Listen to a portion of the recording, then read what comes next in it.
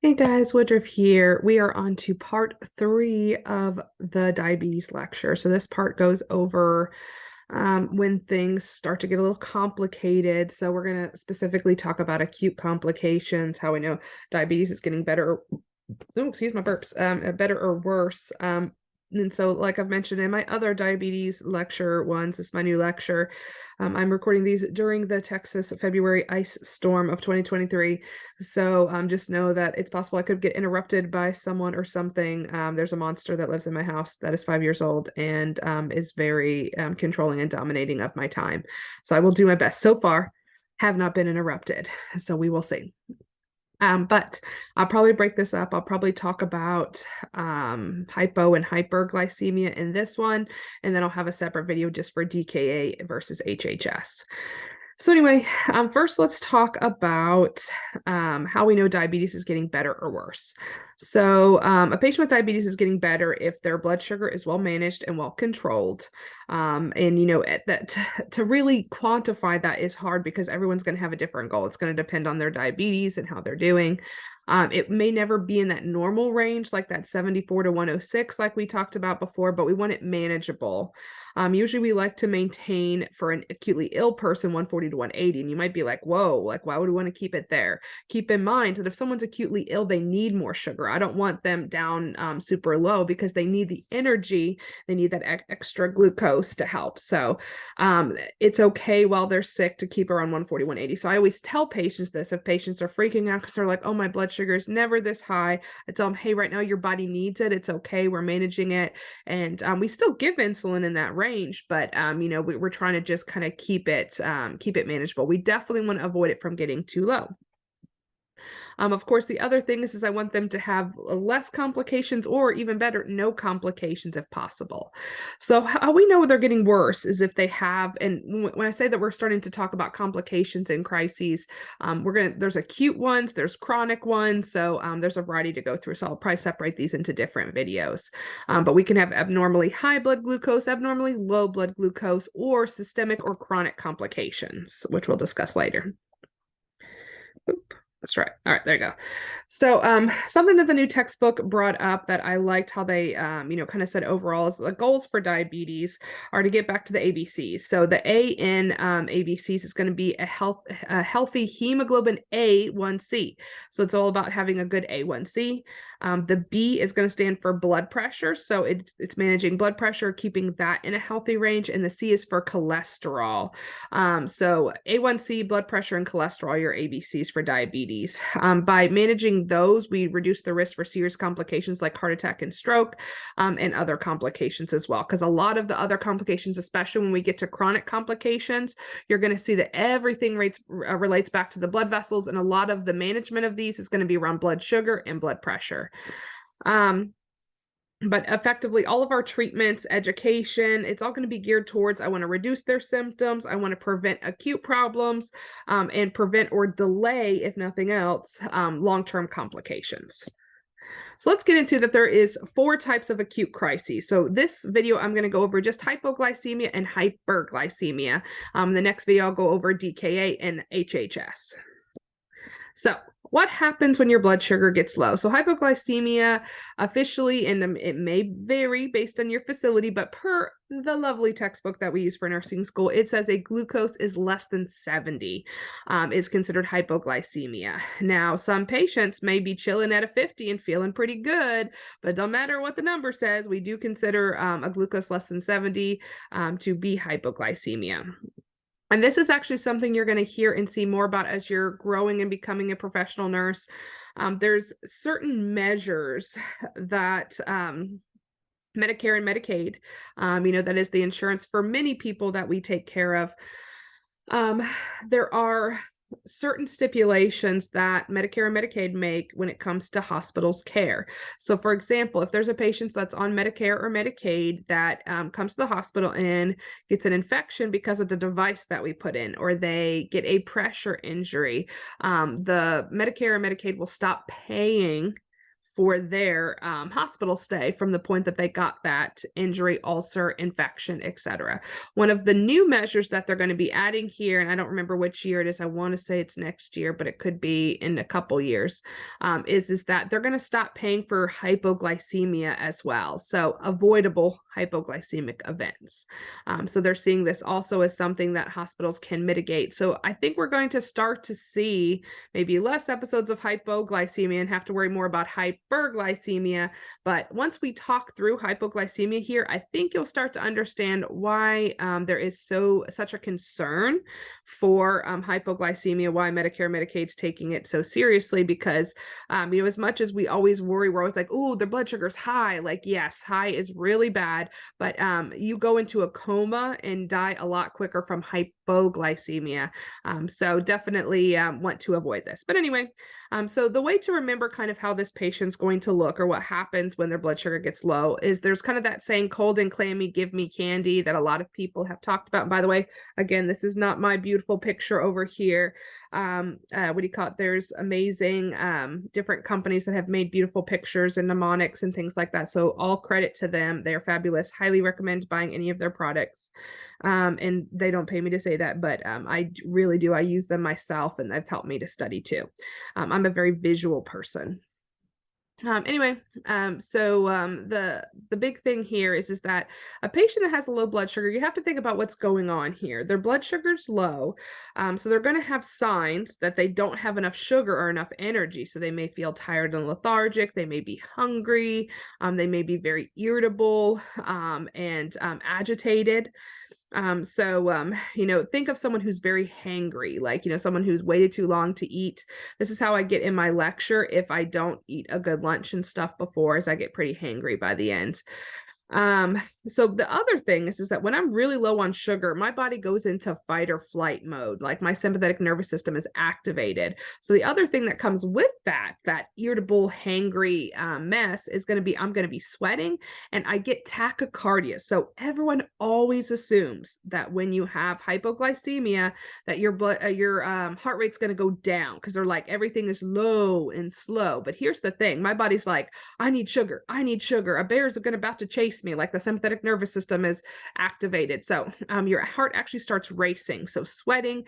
So it's kind of like it's going to seem like a weird combination. They're tired and lethargic because they don't have a lot of sugar, but it's like their body internally is racing. They're sweating, their heart is racing. So it is kind of a little bit contradictory, but this is how it works because my body has my lack of sugar reaction and then my fight or flight reaction. So tired, lethargic, hungry, irritable, but also simultaneously sweating and my heart is racing.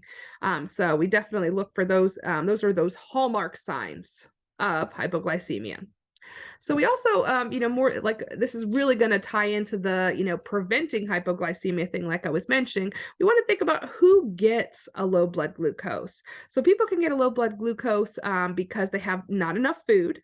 Or not too much medicine, like, maybe they're not eating enough food or they're getting too much medicine that's causing them to have a drop in their blood glucose.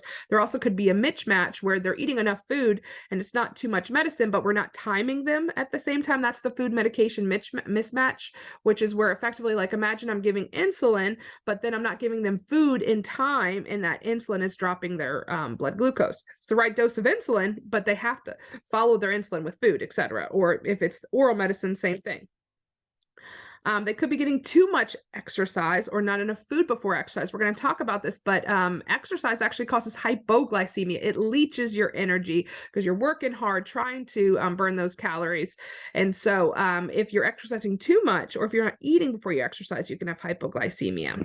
Also, incorrect administration. If I accidentally administer it into my intramuscular, if I go too deep, or if I accidentally put it right into my blood vessel, I could end up having a lower blood glucose. Oh, I guess I have too much exercise twice. All right, I'll have to fix that. Too much alcohol without food. So alcohol actually causes hypoglycemia. And the simple way to explain this is that when your liver is overwhelmed, trying to manage, oh, I have all this alcohol I need to process. It's like, guys, I'm shutting down for the day. I got to focus on clearing out this alcohol because it's a lot of work to clear out the alcohol. It's not sitting there worried about releasing glucose stores, because that's another function of your liver, is it stores and manages your glucose that's on hand. So if my body is so busy working on trying to get the liver to process this alcohol, it's not thinking about releasing the right amount of glucose from the liver at the same time simultaneously. So effectively, alcohol overwhelms the liver, and so it can't focus on anything but clearing out that alcohol. So even if you're sitting there, you're like, oh, I'm drinking a sugary drink, my blood sugar will be fine. You would be surprised. So you have to be very careful with alcohol intake. And then we'll talk more about this, but and this is going to start getting into cardiac, which, I can't wait for. Those who take beta blockers, it masks hypoglycemia effectively. If we go back to what we just talked about on our last slide, remember, fight or flight is activated. So that's where my heart is racing, I'm sweating, I'm like, I'm ready for a fight. But when we look here at beta blockers block the sympathetic nervous system. So if I'm a patient who's diabetic, and again, a lot of people with diabetes have heart problems, and like we want to manage their blood pressure. So let's say I'm on a beta blocker for my blood pressure and I'm diabetic. It's not that and there are some studies that show beta blockers actually can, within their own way, lower blood glucose, but it's not about that. The bigger issue is if I'm a diabetic taking a beta blocker, it's blocking my sympathetic nervous system. And while that may be very helpful for my blood pressure, when it comes to my blood sugar, like, remember, the fight or flight, as much as as much as that sympathetic nervous system response seems like a bad thing, it's my warning that I am hypoglycemic. In other words, if my blood sugar gets low, as much as it's very uncomfortable and may not seem like a good thing that my heart is racing and I'm sweating, it's signaling to me, oh my goodness, I need to have a snack. But if I'm taking beta blockers, they're going to block the sweating, they're going to block the elevated heart rate. And so I could have a low blood sugar or be hypoglycemic and not even know it. So in other words, beta blockers are super dangerous for patients. A lot of people with diabetes take beta blockers, but I say we have to watch their blood sugar closely, because in other words, I could be hypoglycemic, but all the signs that normally my body's saying, woo, hello, you're hypoglycemic, they're blocked because I'm taking this beta blocker. Hopefully that makes sense. So when treating a low blood glucose, so what do? We really have to go back to, it depends on how awake they are. This is going to really determine how awake they are, and if they can take oral foods or fluids is going to really determine what our treatment is. So we want to see how awake or conscious they are. If this patient is unconscious, I am obviously not sticking anything in their mouth. I really want to see if I can go ahead and check their blood sugar, etc. Or if this is a patient that has had a history, like they are having lots of hypoglycemic episodes, I go in, they're unconscious. I'm not going to sit there and be like, grab a glucometer. I'm probably going to go straight and treat this patient, knowing, especially if they had a history of constantly having low blood sugar, I'm going to treat first. But again, we're trying to see like what their stability is. If we have the time and it won't delay care, we want to check a blood glucose first to make sure it is a low blood sugar. You'd be surprised how many times I've showed up, when I've done some rapid response team and other things in the hospital, showed up at where people are saying, hey, this patient's coding, they're, doing compressions. And by the time I get there, the patient's sitting up in bed, and we find out, lo and behold, their heart never stopped. All that happened is they got such a low blood glucose that it was very hard to feel their pulse. So they didn't need CPR, they just needed some sugar. So just kind of keep in mind that, if we're able to check that blood glucose first, we want to do that because we want to verify that it's that's what actually is going on. But there are going to be times that, especially if someone has a history of like fluctuating levels and is unconscious, we're probably going to assume hypoglycemia and treat that first, because sitting there and taking the time to check the blood glucose is going to delay the life-saving treatment that they need. But let's for a lot of these patients, they're going to be awake and conscious, and again, they're going to be, kind of hangry, sweaty, hearts racing. They might be a little drowsy, but we want to see how awake they are to determine what kind of treatment will be safest for them. So if they're conscious and they can eat, we do the rule of 15, which I'll explain on the next slide. But if they're conscious but are NPO or maybe not safe to swallow, then we'll start going to the IV or IM options, which is glucagon.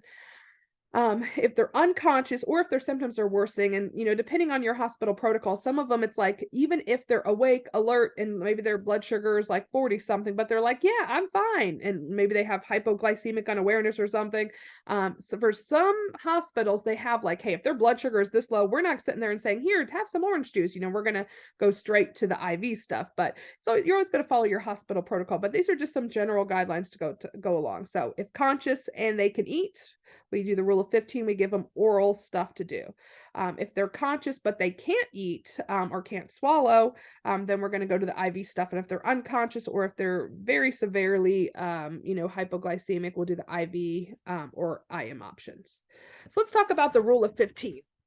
This is for those that are conscious and able to take oral intake. So we want them to eat or drink, and I have drink with an asterisk here, or as my son calls it, a sprinkle, for 15 to 20 grams. This is why it's called the rule of 15. Oh, sorry, I didn't. I back up. I have drink with the sprinkle, as my son calls it, on there, because drinking is, of course, preferred because it'll be quicker to be absorbed. But we eat or drink 15 to 20, and again, usually it's 15 because it's the rule of 15, fast-acting carbs. So this is not where I want them to do something that has a little bit of sugar in it or, things like that. I want something that is straight sugar. So usually this is going to be 4 to 6 ounces of regular soda, not diet soda, regular soda. Orange juice is also preferred. Their other juices can work too, because especially if this patient has kidney issues, we may not want them to have orange juice, but orange juice has the most sugar out of all the juices that we usually stock in the hospital. There's also, these are other options that the book gave. I'll tell you, I've never done any of these, but if it's outside of the hospital, they might use these 5 to 8 lifesavers, a tablespoon of syrup or honey, or teaspoons of jelly, or some glucose tabs is something that we keep in the hospital that you might use as well. So the rule of 15 grams fast-acting carbs. Then I wait 15 minutes and recheck the blood glucose. If at that point the glucose is still less than 70, I'm going to repeat the fast-acting carbs. And then, we kind of do this cycle. Now, if we're doing this 2 or 3 times and it's not getting better, then we need to call the doctor because something's wrong and they might need to put them on like IV dextrose. Once they're stable, we're going to give them an additional carbohydrate that also includes a protein or fat. So good options here are going to be like peanut butter crackers, a turkey sandwich, or cheese and crackers. So kind of just keep that in your head that it's not enough to just sit there and be like, oh, here's your orange juice, you're fine. Because most of the time when someone gets hypoglycemic, whatever the cause is, it usually can come back. Like let's say they had too much insulin. Well, maybe, that snack gets them up, like that juice or whatever it is, gets them up for a little bit, but then that duration of action of that medicine might be longer and they keep going low. So don't think like, hey, I repeated in 15 minutes. Let's say they were like 65. I gave them a juice. Now they're up to 90. That then, oh, I'm good. I don't need to check them again. I need to watch them really closely because again, they can drop. So the point of giving the carb plus the protein and fat, because proteins and fat help to stabilize blood glucose over time. So if they get that additional carb plus protein and fat, hopefully it will help to sustain them so we don't have to keep treating. So the drugs, like I mentioned, and especially these are for if they're unconscious, unable to take PO, or if their blood glucose is extremely low. The drugs we use, if they have IV access, we use what's called D50, and that's dextrose 50, and it's just a high concentration of sugar straight into their bloodstream. If they don't have IV access, we use what's called glucagon, which is very similar. Just know, again, these are Band-Aids for a bigger problem. We always need to find the cause. We don't just treat it and say, oh, they're fine now. And we want to do the least invasive option first whenever possible. And so obviously an oral intake would be less invasive than these others, but you can see there's a lot of good reasons. It's not that if a patient's blood sugar is 30, I'm not going to be like, well, let's give them some juice. It's less invasive. I'm always going to look for what is the least invasive, safe option for this patient based on their whole clinical picture. So how do I know someone with hypoglycemia is getting better or worse? A lot of this is going to look this like it's opposite. So obviously, if they're getting better, their blood sugar is increasing. They're more awake and alert. They might be less sweaty, less irritable, less hungry.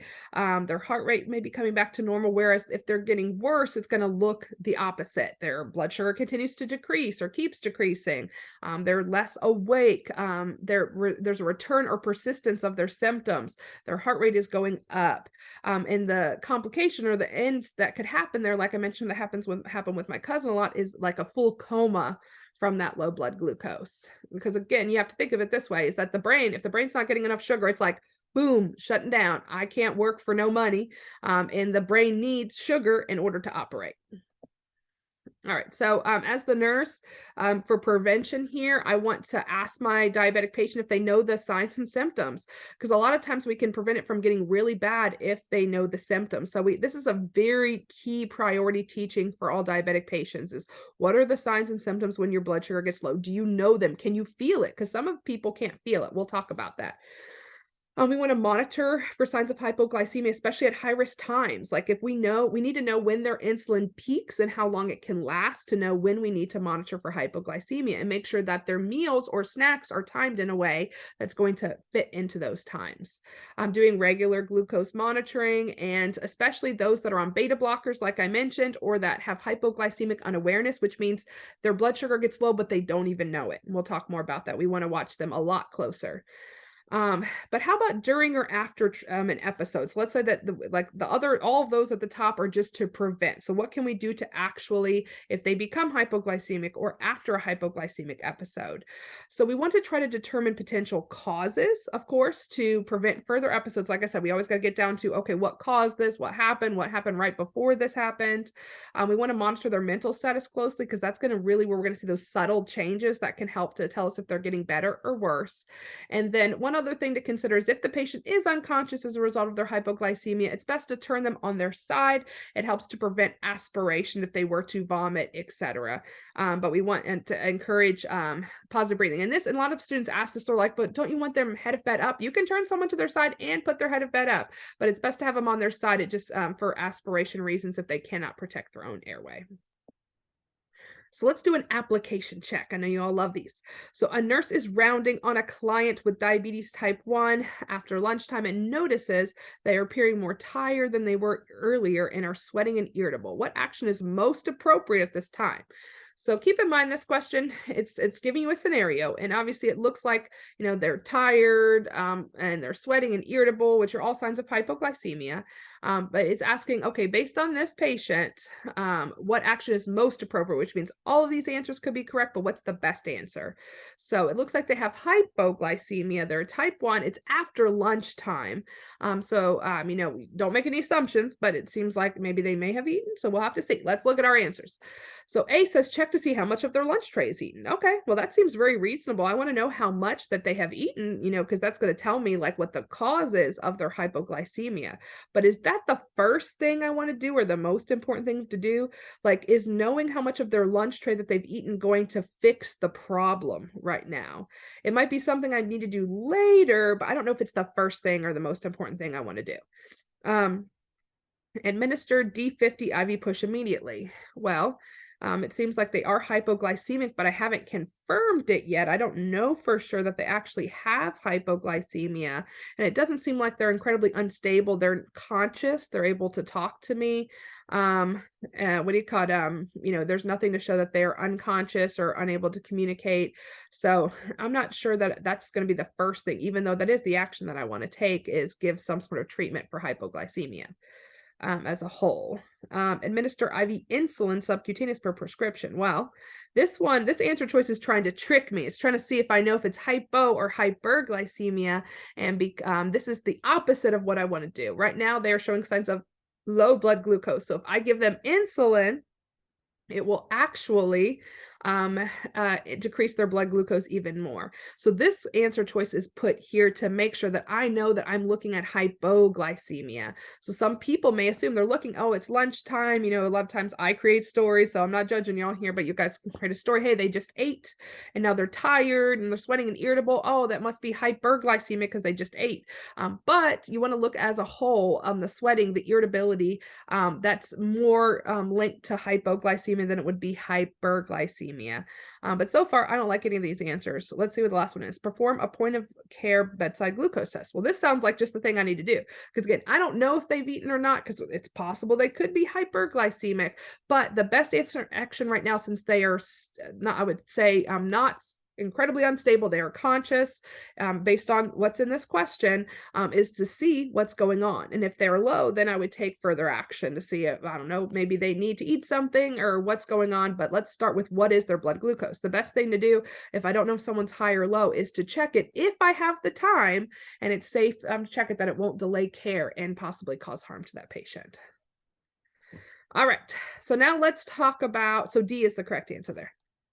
Anyway, what happens when things get high? So it can progress to crisis, which we'll talk about in the next video, DKA or HHS.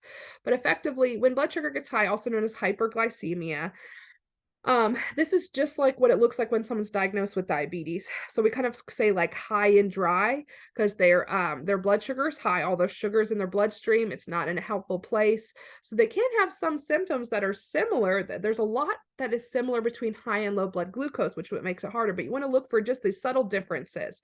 Effectively, high blood glucose looks like what happens when people come in with those classic symptoms of diabetes, because this is what's happening is their blood sugar is super high.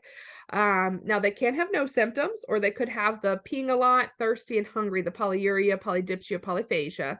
And then we also look for signs of dehydrations. That's why we say high and dry. Because remember that all that blood, the glucose in the blood, when your blood sugar is high, leaches the fluid from the cells and dehydrates you, and then you pee it all out. So they might have a dry mouth. We may notice if it's very severe, it could even progress to hypotension. But usually these people are weak, tired, peeing a lot, thirsty, hungry, and they're showing a lot of signs of dehydration. So who gets a high blood glucose? So we've talked about some of these. Remember, when you're ill or have an infection, you're going to need more sugars. So your blood sugar is going to generally be more higher. Also, people that are on steroids, remember, especially IV steroids, we're going to be worried about that hyperglycemic stress effect from this medicine. Eating too much food or not having enough medication. And we also talked about immobility or lack of activity. I made the joke about, me being home these last few days, stuck with this ice storm, that my lack of activity could raise my blood glucose. Stress, emotional or physical, can raise a blood glucose.